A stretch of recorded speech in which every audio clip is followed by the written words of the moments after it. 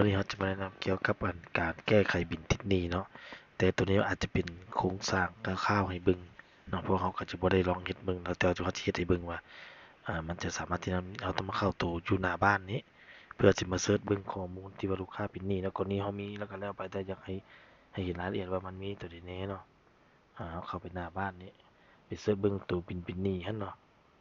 บินเป็นหนี้หั่นเข้ารหัสก่อนเนาะ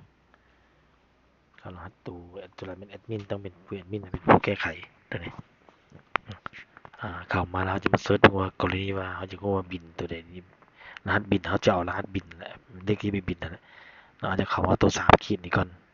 เพื่อจะมาเซิร์ชเอาตัวบินนี่เนาะสำหรับนี่เขาสามารถเซิร์ชได้เบิดเลยเนาะไปเป็นนี่ก็ยามันจะค่ายอยู่นี่เบิดเลยเนาะเรือนมาเต็มอยู่นี่แหละหลักๆเนี่ยเราจะเอาเลขที่ไปบินตัวนี้เนาะอยู่รุมๆนี้วันที่18 เดือน 3 2024นี่เวลาเท่านี้ 19:00แล้วเลขที่ไปบินตัวนี้เขาต้อง copy หรือเขาจดไว้เลยเนาะจดไว้เพื่อจะไปเซิร์ชเอาแก้ไขบินนั้นเอาตัวนี้เนาะรวมบินตัวนี้ก็ได้เนาะตัวนี้ก็เลขที่บินมันก็จะต่างมันจะไม่ละลายบินแต่เขาจะเอาตัวที่เป็นหลักก็เนาะเอาตัวนี้หลังจากนั้นเราฮู้แล้วเขาจะเข้าไปหลังบ้านเนาะหลังจากแก้ฮู้ตัวรหัสตัวนี้แล้วจะเข้าไปหลังบ้านนี่หลังบ้านปกตินี่เนาะเอาเนี่ยวันนี้เขาเข้ามาหลังบ้านปกติแล้ว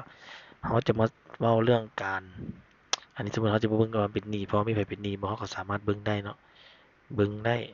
ว่าแม่นถูกต้องบ่เลขที่ไปบินปีนี้ปีหน้าก็เลื่อนมาเลยปีนี้มันมีบินจากคนโดดมานี่มีล่าสุดนะมีไผแน่เนาะตัวนี้เป็นบินติดหนี้ล่าสุดเนาะของวันนี้เขาสามารถกดได้แต่เขาจะเอาตัวนี้ลองแต่บ่เขาจะบ่เฮ็ด enter มีแต่เห็นโครงสร้างมันเนาะมันจะมีนี่700,000นี่ยังติดหนี้อยู่เนาะเวลานี่เห็นบ่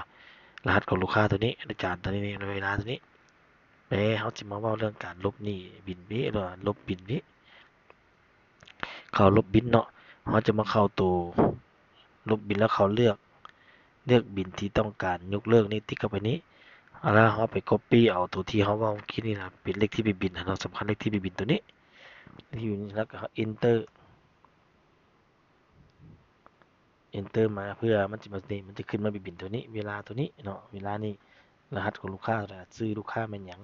ตัวนี้อาจจะเกี่ยวพันกับการ